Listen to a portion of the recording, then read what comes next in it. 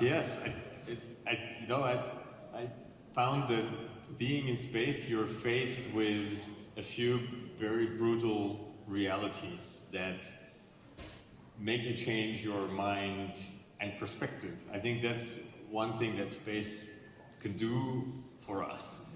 It's one thing to see your planet from the outside. That is already very, very, well, I don't know even how to describe it really. I mean, it's very touching.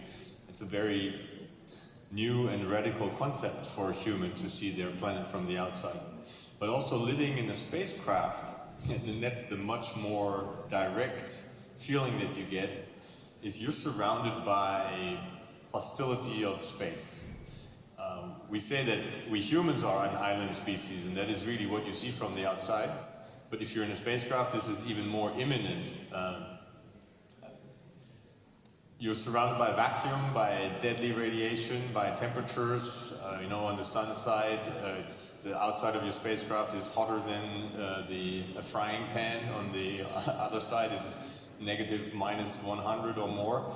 And that means that sustainability is a brutal reality that is not something you think of as engaging in as a concept.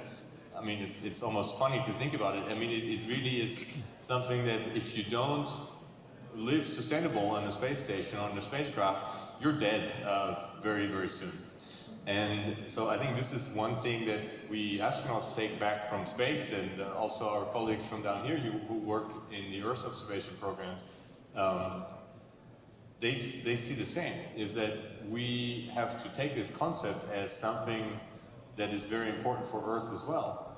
The problem is, down here on Earth, it's a little bit, not as imminent. You think you can get away with delaying a decision a little bit down the road, you kick the can down the road a bit more, and nothing happens immediately.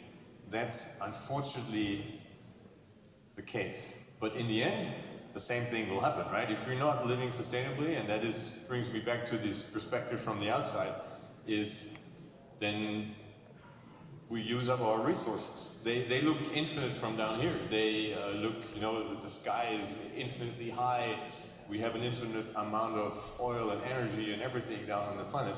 But actually, if you see it from the outside, and every one of us can feel the same, right? If we look at the famous photo of the blue dot that Bill Anders shot, this little marble in space, you'd be like, well, how can anyone on that little blue dot think that things are infinite? I mean, you have to almost laugh at it when you see it from the outside. And I think this is why sustainability and spaceflight go together so well.